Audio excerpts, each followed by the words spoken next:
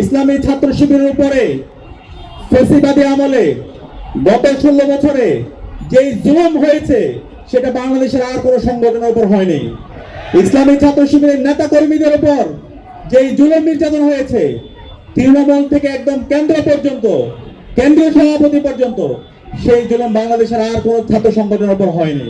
বাংলাদেশ ইসলামী ছাত্র শিবির ঢাকা মহানগরী উত্তর শাখা কর্তৃক আয়োজিত শহীদ হাফেজ মানসুর আহমেদের 12তম শাহাদাত বার্ষিকী উপলক্ষে আজকের বিশাল ছাত্র সমাবেশ উপস্থিত, আজকের অনুষ্ঠানের অতিথিবৃন্দ, উপস্থিত শহীদ পরিবারের সদস্যবৃন্দ, সাংবাদিক বন্ধুগণ এবং বিপ্লবী ছাত্র জনতা, আসসালামু আলাইকুম ওয়া রাহমাতুল্লাহি ওয়া বারাকাতুহু। আমরা শুরুতেই শ্রদ্ধার সাথে স্মরণ করছি বাংলাদেশের আজাদী আন্দোলনের সকল শহীদদের, বিশেষ করে গণতন্ত্রের জন্য, বাংলাদেশের মানুষের আজাদীর জন্য যখন কেউ রাস্তায় নামেনি, যখন বাংলাদেশে আপসহীন নেত্রী যাকে বলা হয় বেগম খালেদা জিয়া যখন মার্চ ফর ডেমোক্রেসির ডাক দিয়েছিল, সেদিন তার ডাকে যখন তার দলের নেতাকর্মীরাও রাস্তায় নামেনি, সেদিন হাফেজ শহীদ মানসুর রাজপথে নেমে তার জীবনকে উৎসর্গ করেছিল। সেই শহীদ মানসুরকে আজকে আমরা শ্রদ্ধার সাথে স্মরণ করছি।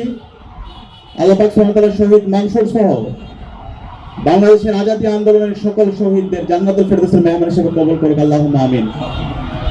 সম্মানিত উপস্থিতি, আমাদের হিরোদেরকে চেনা দরকার, আমাদের যারা হিরো তাদেরকে নিয়ে আমাদের সেলিব্রেট করা দরকার, কিন্তু আমরা আমাদের হিরোদের কথাগুলো ভুলে যাই। যে জাতি তাদের হিরোদেরকে সেলিব্রেট করে না, যে জাতি তাদের হিরোদের কথা স্মরণ রাখে না, সেই জাতিতে হিরো জন্মায় না।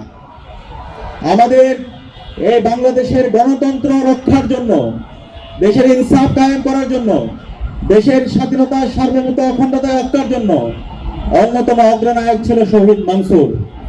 শহীদ মানসুরকে আমাদেরকে সবসময় শ্রদ্ধার সাথে স্মরণ রাখতে হবে। আমরা কি পারবো ইনশাআল্লাহ? আজকে শহীদ মানসুরকে নিয়ে ইসলামী ছাত্র শিবির আয়োজন করছে, কিন্তু এই আয়োজন বাংলাদেশের সকল রাজনৈতিক দল, সকল ছাত্র সংগঠনকে এবং সকল স্বেচ্ছাসেবী সংগঠনকে এই আয়োজনটা করা দরকার ছিল।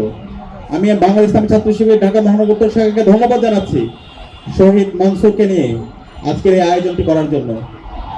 ইসলামী ছাত্র শিবিরকে সবসময় বলা হয় মেধাবীদের সংগঠন, কিন্তু আমি বলি ইসলামী ছাত্র শিবির মজলুমদের সংগঠন।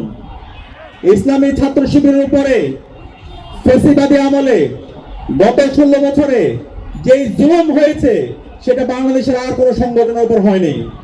ইসলামী ছাত্র শিবিরের নেতা কর্মীদের উপর যেই জুলুম নির্যাতন হয়েছে, তৃণমূল থেকে একদম কেন্দ্র পর্যন্ত, কেন্দ্রীয় সভাপতি পর্যন্ত, সেই জুলুম বাংলাদেশের আর কোনো ছাত্র সংগঠনের উপর হয়নি। সে কারণে ইসলামী ছাত্র শিবিরের যেই জুলুম হয়েছে, এই প্রত্যেকটা জুলুমের বিচারে এই স্বাধীন বাংলাদেশে হতে হবে ইনশাআল্লাহ। আমরা বিগত ফেসিবাদী আমলে দেখতে পেয়েছি, আমরা যখন 13 সালে সেই ফেসিস্ট হাসিনার বিরুদ্ধে রাজপথে আন্দোলন করছিলাম, আমরা যখন গণতন্ত্র রক্ষার জন্য আন্দোলন করছিলাম, আমরা যখন বাংলাদেশে ইনসাফ কায়েমের জন্য আন্দোলন করছিলাম, তখন বাংলাদেশের এই সকল রাজনৈতিক দলগুলোর মধ্যে, ছাত্র সংগঠনগুলোর মধ্যে যেন ঐক্য না হয়, সেই জন্য কালচার ফেসিস্ট চক্রকে বিভিন্ন ধরনের এবং ষড়যন্ত্র এবং চক্রান্ত দেখেছি। বাংলাদেশের বড় বড় রাজনৈতিক দলগুলো সেই 2013 সালে কালচার ফেসিস্ট চক্রের খপ্পরে পড়ে আমাদেরকে আরো 10 বছর ফেসিবাদের মধ্যে রেখেছিল। সেই 2013 সালে আপনাদের মনে থাকার কথা, বাংলাদেশের সর্বস্তরের নাগরিকরা, ছাত্র নাগরিক, তারা রাজপথে নেমেছিল আজাদীর লক্ষ্যে। সেই 13 সালে বাংলাদেশে অসংখ্য আন্দোলন সংগ্রাম হয়েছে।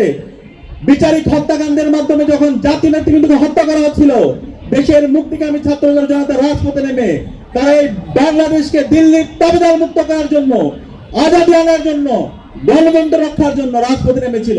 এবং সেই সময় ইসলামী ছাত্র শিবিরের সর্বপর্যায়ে নেতৃবৃন্দ, তৃণমূল থেকে একদম কেন্দ্র পর্যন্ত সর্বপর্যায়ের নেতৃবৃন্দ রাজপথে নেমেছিল।